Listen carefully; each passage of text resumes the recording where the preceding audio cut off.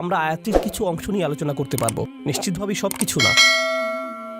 কোরআনের বিভিন্ন স্থানে আল্লাহ আমাদের প্রতি তার অনুগ্রহের কথা জানিয়েছেন।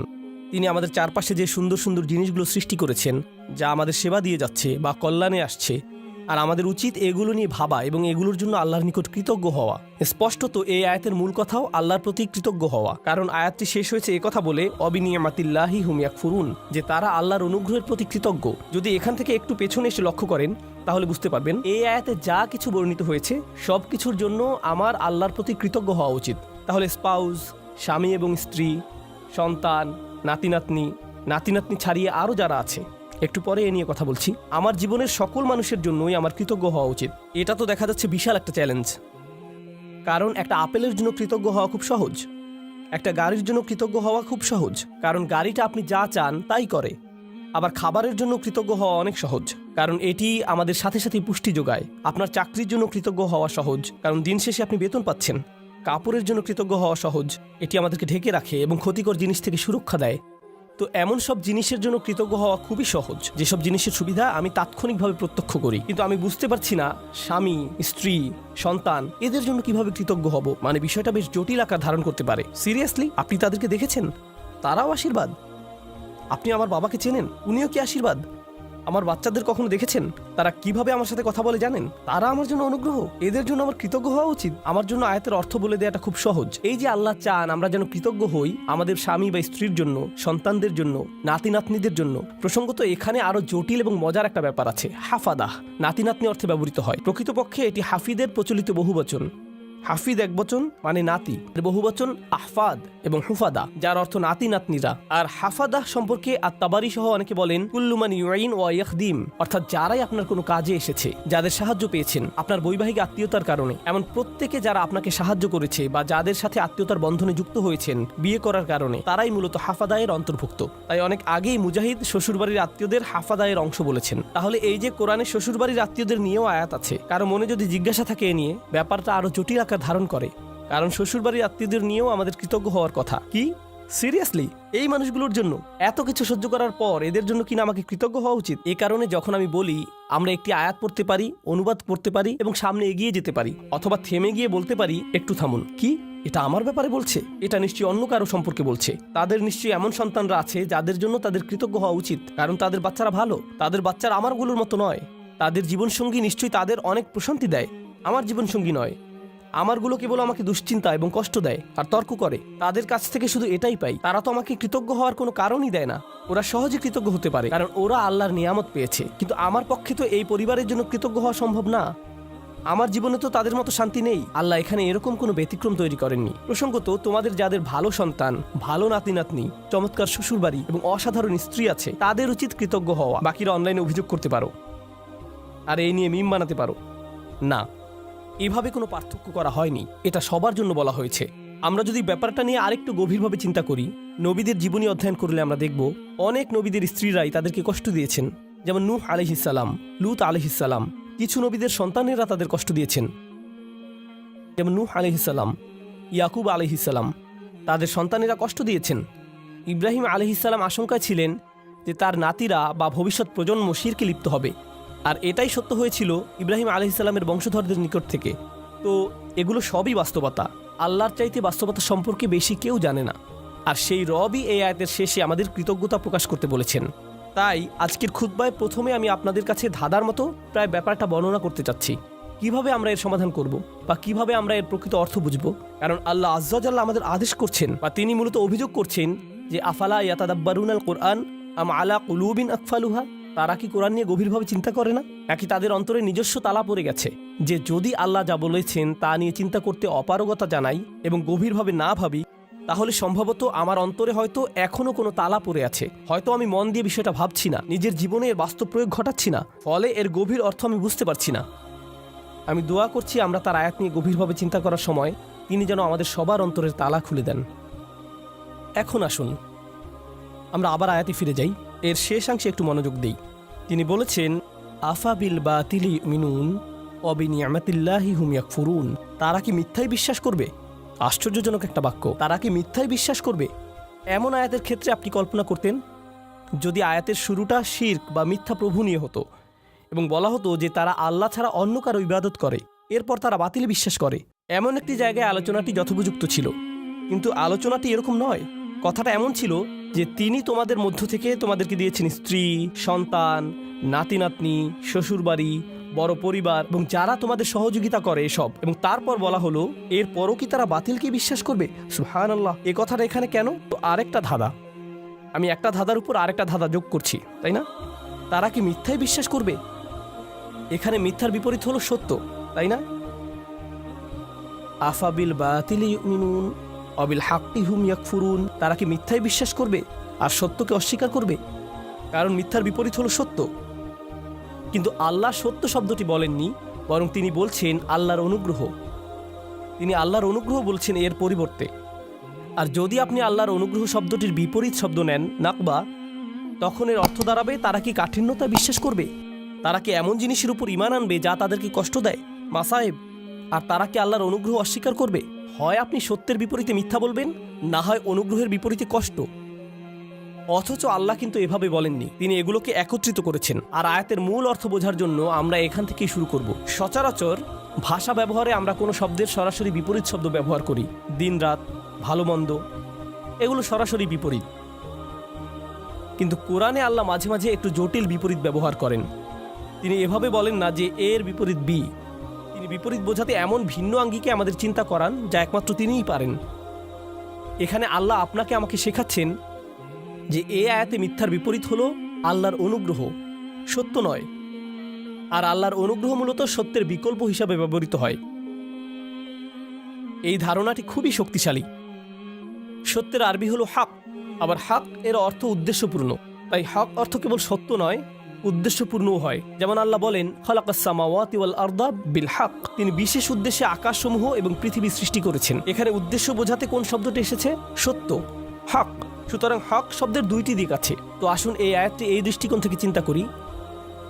এই যে আমার অবাধ্য সন্তানেরা, আমার ছেলে আমার সাথে তর্ক করে, আমার মেয়ে আমার সালামের জবাব দেয় না, আমার নাতিরা আমাকে ভুলে গেছে, আমার স্ত্রী আমাকে কেবল অসম্মান করে আর অন্যদের কাছে আমার দুর্নাম করে বেড়ায়। আল্লাহ বলছেন তিনি এই সব কিছুই দেখছেন, আর আমি দেখি সমস্যা। কিন্তু আসলে এরকম জটিল সম্পর্কের মধ্যেও একটা নিয়ামত আছে, আর সেই নিয়ামত বা কল্যাণ তাদের কাছ থেকে আসছে না। এই কল্যাণ কেবলই আল্লাহর কাছ থেকে আসে।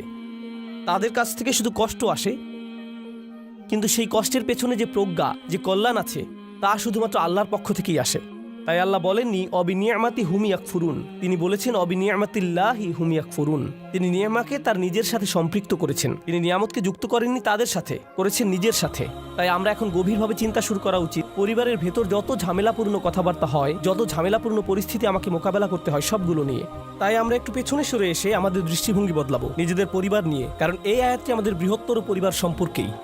মূলত বেশিরভাগ মানুষের ক্ষেত্রেই যদি জীবনের কিছু নিয়ে অভিযোগ করার থাকে, অর্থনৈতিক বা স্বাস্থ্যগত ব্যাপার ছাড়া যদি তাদের জীবনে কোনো মানুষ নিয়ে অভিযোগ করার থাকে, সেই মানুষটি সম্ভবত নিজ পরিবারের কেউ। জীবনের অধিকাংশ নাটকের অবস্থান এখানে। জীবনের সকল চাপের উৎপত্তি এখান থেকেই। ফোন আসলে ফোনের কাছে যাবার আগেই আপনি বলে ওঠেন, আল্লাহ তার কল যেন না হয়। মনোবল শক্ত করে নিচ্ছেন আগে থেকেই। অথবা কোনো বিয়েতে বা অনুষ্ঠানে গিয়ে আপনি ভালো সময় কাটাচ্ছেন, হঠাৎ আপনার স্ত্রী আপনার দিকে তাকালো বা আপনি তার দিকে তাকালেন। স্ত্রী ভাবতে লাগলো, ওহো আজকে আমার খবর আছে। বাড়ি ফেরার জন্য গাড়িতে ওঠা মাত্রই তিনি বকাঝকা শুরু করবেন, পরিস্থিতি ভালো মনে হচ্ছে না। পরবর্তী ঝগড়া শুরু হওয়ার আগেই যেন দাঁতে দাঁত চেপে প্রস্তুতি নেওয়া শুরু করলেন। জানেন, সম্ভবত ব্যাপারটাকে অন্য দৃষ্টিকোণ থেকেও দেখা যায়। সম্প্রতি আমাকে একজন একটা প্রশ্ন করেছেন। আজকের আয়াতটি ভালোভাবে বোঝার জন্য এটি একটা উদাহরণ হতে পারে।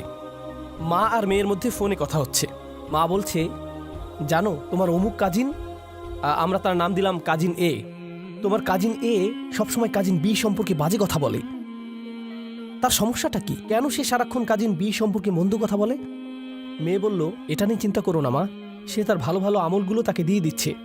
কারণ কারো পেছনে কটু কথা বললে আখিরাতে নিজের ভালো কাজগুলো তাকে দিয়ে দিতে হবে। তাই এ নিয়ে কোনো চিন্তাই করো না মা। মেয়েটি আমাকে জিজ্ঞেস করলো, আমি যখন এভাবে বলি, এভাবে বলা কি ঠিক? আমি এই কথোপকথনটি শোনার পর বললাম, আচ্ছা তোমরা যখন এভাবে আলোচনা করছো যে কাজিন এ এরকম খারাপ কাজ করছে, তোমরাও তো তখন গীবত করে ফেলছো, কাজটা উল্টা হয়ে গেল না? এরপর আছে আরেক সমস্যা, তুমি কি অতি সহজেই বলে ফেলছো না যে চিন্তা করো না, আমরা আখিরাতে তার কাছ থেকে নিয়ে নিব? কেউ যদি তোমার সারা জীবনের সঞ্চয় কেড়ে নিতে চায়, এখনই তোমার বাড়িতে এসে তোমার গাড়ির চাবি, ক্রেডিট কার্ডস, ব্যাংক পাসওয়ার্ড নিয়ে নেয়, আর বলে বের হয়ে যাও, তখন তো বলবে না যে চিন্তা করো না, আমরা আখিরাতে নিয়ে নিব। তুমি তো এই জীবনের জিনিসগুলোই ছেড়ে দিতে পারো না, আর এত অনায়াসে তোমার কাজিনের আখিরাত ছেড়ে দিচ্ছ। কোনো সমস্যা নেই, আমরা শেষ বিচারের দিন নিয়ে নিব। হয়তো আমরা একটু পেছনে সরে এসে বলতে পারতাম, না, নিশ্চয়ই এই বিরোধের কোনো কারণ আছে, আমাদের এই চ্যালেঞ্জটাকে নিয়ে একটু নিয়ামতে পরিবর্তন করে ফেলতে হবে। কারণ আল্লাহ এই সম্পর্কগুলোকে বলেছেন নিয়ামত। আমার ছেলে, আমার কাজিন, আমার পরিবার, আমার শ্বশুরবাড়ি, এগুলো কেবল আছে মানেই নিয়ামত নয়, কেবল তাদের থাকাটাই নিয়ামত নয়। স্পষ্ট রূপেই এখানে শুধু তাদের বর্তমান থাকার কথাই বলা হচ্ছে না, তাদের সম্পর্কটা আমার সাথে কতগুলো অভিজ্ঞতার সমষ্টি, কতগুলো কথোপকথন এবং আদান প্রদানের সমষ্টি। কিভাবে আমি একে একটি নিয়ামতে পরিণত করব? মা, কখনো জানতে চেয়েছো আমার কাজিনের এত রাগ কেন? নিশ্চয়ই কিছু ঘটেছিল।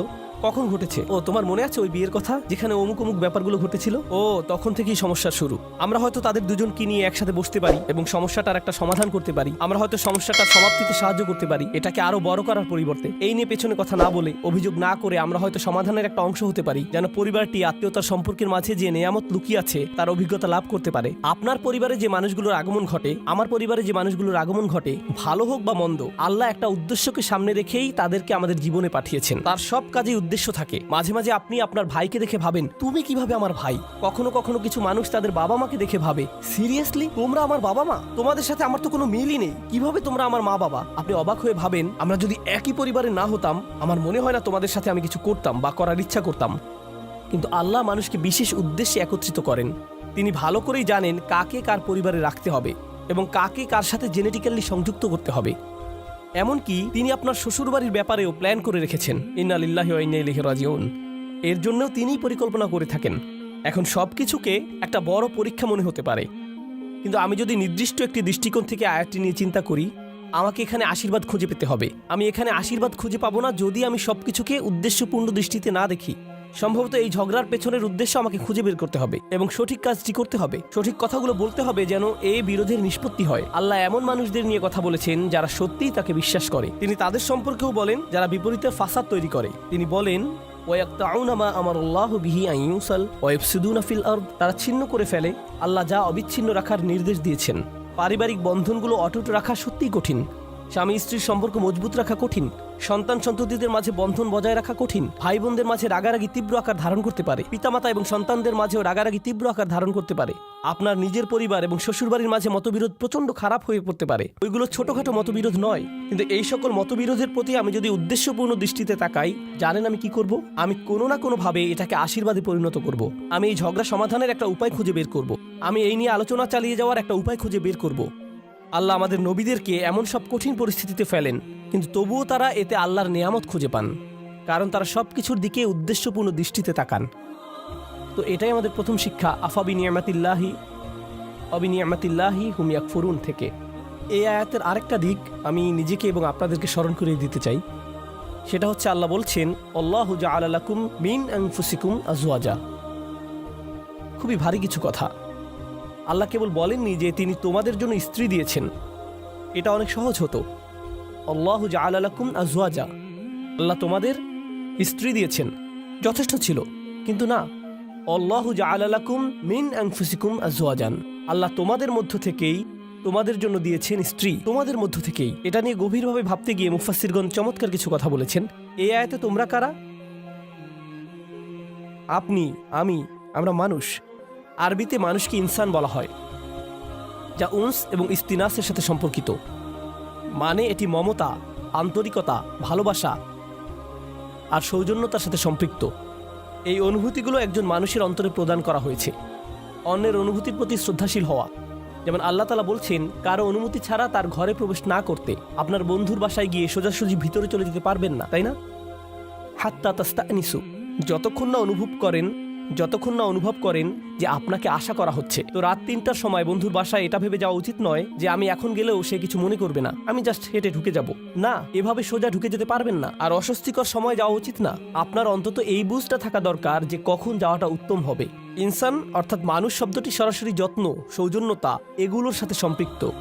উনস এবং ইস্তিনাস, আল্লাহ বলেছেন তিনি আমাকে যে উপাদান থেকে সৃষ্টি করেছেন সেই একই উপাদান থেকে আমার স্ত্রীকেও সৃষ্টি করেছেন। তাই আমার যদি আবেগ অনুভূতি থেকে থাকে, ভাবনা থেকে থাকে, মতামত থেকে থাকে, তারও সেগুলো আছে। একজন স্ত্রীরও এভাবে ভাবা উচিত যে আমার যেমন আবেগ আছে, কিছু একটা যদি আমাকে বিরক্ত করে, কিছু জিনিস আমি ভালোবাসি, কিছু একটার প্রতি আমি আগ্রহী, তারও কিছু ব্যাপারে আগ্রহ আছে। আর এগুলো একই রকম হতে পারে না, কারণ আমরা একই রকম নই। ওমা খালাকাজ যাকারা ওয়াল উনসা ইন্না সাইয়াকুম লাশাত্তা। তিনি নারী পুরুষের মাঝে পার্থক্য সৃষ্টি করেছেন। একই সময়ে আমরা একে অপর থেকে ভিন্ন। আল্লাহ বলছেন, যখন মিন আনফুসিকুম আজওয়াজান, এই শব্দগুলোর মাঝে সত্যিই খুব সুন্দর একটা ইশারা রয়েছে, চমৎকার একটা ইঙ্গিত রয়েছে এই শব্দগুলোর মাঝে। যেহেতু সে আমার থেকে এসেছে, আমাকে সেই অনুভূতিটি বোঝার চেষ্টা করতে হবে। যদি সে কষ্টদায়ক কিছু বলে, কোথা থেকে এর উৎপত্তি হলো, কোন অনুভূতি থেকে এই আচরণের উৎপত্তি হলো, কোন কারণে সে এটা বলল, সে খারাপ এজন্য এটা বলেনি, সে রকচটা এই জন্য এটা বলেনি, এগুলো সহজ উত্তর, তাই না? সে অহংকারী তাই সে সব বলছে। সম্ভবত এর পেছনে যাকে আপনি অহংকারী বলছেন হয়তো তীব্র মনোবেদনা রয়েছে। আপনি আপনার মতো করে মনোকষ্টের সাথে ডিল করেন, আর সে তার মতো করে ভিন্ন একটি উপায়ে মনোকষ্টের মোকাবেলা করে। তার মনোবেদনাটা হয়তো কষ্টদায়ক শব্দের মাধ্যমে প্রকাশিত হয়, বা শব্দগুলো আপনার কাছে বেদনাদায়ক মনে হয়। যদি আমরা এই ইস্তিনাসের চর্চা করি, তাহলে আমাদের পারিবারিক সম্পর্কগুলোতে আপনি আপনার ছেলের আচরণকে অসম্মানজনক আচরণ হিসেবে দেখবেন না। আপনি দেখবেন এই অসম্মানজনক আচরণের পেছনে নিশ্চয়ই কোনো কারণ আছে, যার সমাধান হওয়া জরুরি। একটা দেয়াল তৈরি হয়েছে যা আপনাকে ভাঙতে হবে আপনার ভালোবাসা এবং সহানুভূতির মাধ্যমে, আর আপনাকে এটা করতে হবে উদ্দেশ্যপূর্ণ উপায়ে। বৃহৎ উদ্দেশ্যটা মাথায় রাখতে হবে। আল্লাহ এই মানুষগুলোকে, যাদের তিনি একটি পারিবারিক সম্পর্কে একত্রিত করেছেন, তিনি চান তারা যেন সংঘবদ্ধ থাকে। আল্লাহ চান তারা যেন তাদের প্রতিবন্ধকতাগুলোকে অতিক্রম করে। আল্লাহু জাআলা লাকুম মিন আনফুসিকুম আজওয়াজান ওয়া জাআলা লাকুম মিন আজওয়াজিকুম বানিনা ওয়া হাফাদা। এই আয়াতগুলোর আরো চমৎকার একটা দিক হলো, আল্লাহ তোমাদের দিয়েছেন সন্তান সন্ততি, আল্লাহ তোমাদের দিয়েছেন শ্বশুরবাড়ির আত্মীয় স্বজন, নাতি নাতনি, অন্য মানুষেরা যারা তোমাকে সাহায্য করবে, তোমার উপকারে আসবে। আল্লাহ আজ্জা জাল্লা বলছেন, সব শুরু হয়েছে আজওয়াজ থেকে, অর্থাৎ আপনি বিয়ে করেন, আর যখন বিয়ে করেন তখন অন্য একটি পরিবারের সাথে সম্বন্ধ যুক্ত হন। যেহেতু আরেকটি পরিবারের সাথে আপনি এখন সম্পর্কের বন্ধনে আবদ্ধ, একদিন হয়তো চাকরি হারিয়ে ফেললেন বা অন্য কোনো বিপদে পড়লেন, সে সময় হয়তো আপনার স্ত্রীর খালাতো ভাইয়ের এক বন্ধু আপনার বিশাল এক উপকার করলো। জানেন, এই যে সম্পর্কগুলো তৈরি হয়েছে, যেগুলোর মাধ্যমে আল্লাহ আপনাকে সাহায্য করেন, রিজিক প্রদান করেন, এমন সব উপায়ে যা ছিল অকল্পনীয় শুধু ওই আত্মীয়তার কারণে, কারণ ওই আত্মীয়তার মাধ্যমে কানেকশন তৈরি হয়েছিল। তো আল্লাহ আমাদের বলছেন, এই সম্পর্কগুলোর দিকেও তাকাও। মানুষের সাথে যে সম্পর্কগুলো তোমাদের আছে আর তোমাদের জীবনে ওই সম্পর্কগুলোর প্রভাব, এগুলো সবই আল্লাহর প্ল্যান। তিনি এগুলো প্রদান করেছেন। যে মানুষগুলো আমার জীবনে এসেছে তিনি সেগুলো প্রদান করেছেন।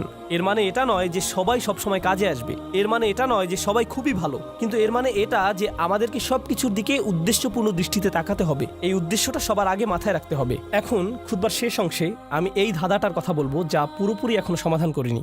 আফা বিল বাতিলি ইউমিনুন, তারা কি মিথ্যাতে বিশ্বাস করতে থাকবে? এখানে এমনকি মিথ্যার কথা বলা হচ্ছে কেন? এই আয়াতটি হওয়ার কথা কৃতজ্ঞতা এবং অকৃতজ্ঞতা নিয়ে, কিন্তু আল্লাহ একে ঈমান এবং অবিশ্বাসের বিষয় বানিয়ে ফেললেন। ব্যাপারটা কৌতূহল জাগ্রত করে। তাহলে আমরা এখান থেকে কি শিখব? মূলত এখান থেকে আমরা শিখব, আমার ঈমান, আমার বিশ্বাস সরাসরি এই ব্যাপারটার সাথে সম্পৃক্ত যে আমি কতটুকু কৃতজ্ঞ। আমি যত বেশি কৃতজ্ঞ, আমার ঈমান ততই মজবুত। আমি যত কম কৃতজ্ঞ, আমার ঈমান ততই দুর্বল। আমি যদি অসত্য ব্যাপারগুলোর প্রতি বেশি গুরুত্ব প্রদান করি, এখানে বাতিল মানে আমি আমার পরিবারের দিকে তাকালে সমস্যা ছাড়া কিছুই দেখি না। আমি শুধু দেখি এই মানুষগুলোর কারণে আমার জীবন এতটা কঠিন, তারা এটা করেছিল, সেটা করেছিল, অমুক তমুক করেছিল। আপনার মাথায় সব সময় তাদের বিরুদ্ধে অভিযোগের তালিকা ঘুরতে থাকে, যেন আপনার মাথায় এর বসবাস। সর্বদা কল্পনায় বারবার ঝগড়ার সময়টাতে ফিরে যান। আমার এখনো মনে আছে তুমি কি কি করেছিলে, আমার এখনো মনে আছে তুমি কি বলেছিলে। তাদেরকে আপনি ওই ঘটনাগুলোর আলোকেই বিচার করেন। এখন আপনি তাদের দেখেন আপনার সমস্ত কষ্টের মূল হিসেবে। তারা এখন এতটুকুতেই সীমাবদ্ধ হয়ে গেল। এটাই হলো বাতিল। যদিও তারা আপনাকে কষ্ট দিয়েছে, এর পেছনে রয়েছে আল্লাহর নিয়ামত। আপনাকে অবশ্যই সেই নিয়ামত আবিষ্কার করতে হবে। যদি তাদেরকে আপনার জীবনের অভিসম্পাদে সীমিত করে ফেলেন, যদি তাদেরকে জঘন্য মানুষে বা কষ্ট দেয়া মানুষে সীমিত করে ফেলেন, তারা মানুষ, তারা শয়তান নয়। কেউই ফেরেশতা নয় এবং কেউই শয়তান নয়। আল্লাহ ফেরেশতা এবং শয়তান সৃষ্টি করেছেন, তারা ভিন্ন ধরনের প্রজাতি। আমরা মানুষ। এর মানে কি জানেন? আমরা কখনো ফেরেশতার মতো ভালো কাজ করি, আবার আমরা কখনো শয়তানের মতো মন্দ কাজ করি। আমরা মানুষ। তাই কারো ভালো কিছু দেখে আপনি কখনো বলতে পারেন না এই মানুষটা শুধু ভালো কাজ করে। একইভাবে কারো মন্দ কিছু দেখে আপনি বলতে পারেন না এই মানুষটা শুধু মন্দ কাজ করে। এখন আমরা মানুষকে সীমিত করে ফেলি, বিশেষ করে আমাদের পরিবারে শুধু তাদের ভুল ত্রুটিতে সংকুচিত করে ফেলি, আর শুধু ওই ভুলগুলো দিয়ে তাদের বিচার করি। তখন আমরা একটি মিথ্যা বাতিল ভাবমূর্তি তৈরি করি তাদের সম্পর্কে। এর মাধ্যমে আমরা আসলে আল্লাহর একটা নিয়ামতকে অস্বীকার করছি। আপনি তাদের মাঝে ভালোটা লক্ষ্য করছেন না, কৃত ভুলগুলো কাটিয়ে উঠে ভালো হওয়ার সম্ভাবনাটা আপনি লক্ষ্য করছেন না। মানুষের পরিবর্তন সম্ভব, মানুষের উন্নতি সম্ভব, তাদের বিকাশ সম্ভব, কিন্তু আপনি বাতিলে বিশ্বাস করা শুরু করলেন। আর আল্লাহ এই ধরনের বাতিলের বিশ্বাসটাকে এই আয়াতে তুলে ধরেছেন। সুবহানাল্লাহ, কি অবিশ্বাস্য! ছোট্ট একটি আয়াত, কিন্তু এটি পাল্টে দিয়েছে যেভাবে আমি নিজেকে দেখি, এবং এটি পাল্টে দিয়েছে যেভাবে আমি অন্যদেরকে দেখি। আমি এখন আর এই ধরনের কথাবার্তা সহ্য করতে পারি না। ও তোমার অমুক আঙ্কেল, ওনার কখনো পরিবর্তন হবে না। তোমার চাচাতো বোন, সে সবসময় এমনই থাকবে। এই মানুষগুলো আমি জানি, তুমি জানো না। আমার বাবা, ওনার ব্যাপারে আশা করে কোনো লাভ নেই, একেবারে আশাহীন। কাউকে এভাবে আশাহীন বলার আমরা কে? কারো ভবিষ্যৎ নির্ধারণ করার আমরা কে? আফাবিল বাতিলি মিনুন অবিনিয়ামাতিল্লাহি হুম ইয়াকফুরুন। আল্লাহ আজ্জা জাল্লা আমাদেরকে সত্যিকারের মমতা দান করুন এবং কৃতজ্ঞতা দান করুন যে পরিবার তিনি আমাদের দান করেছেন তার জন্য। আল্লাহ আজ্জা জাল্লা আপনাকে দান করুন প্রজ্ঞা, শক্তিমত্তা এবং হেদায়েত, যেন পরিবারের ভেতরের চ্যালেঞ্জগুলো কাটিয়ে উঠতে পারেন, যেন ব্যাপারগুলো নিয়ে অর্থপূর্ণ গভীর আলোচনা করতে পারেন উদ্দেশ্যপূর্ণ উপায়ে আপনার পরিবারের সাথে। সবসময় যেন মনে রাখতে পারেন এই সকল চ্যালেঞ্জের পেছনে উদ্দেশ্য আছে। হয়তো বাহ্যিক দৃষ্টিতে কঠিন মনে হতে পারে, কিন্তু এর পিছনে আছে আল্লাহর নেয়ামত। আল্লাহ আজ্জা জাল্লা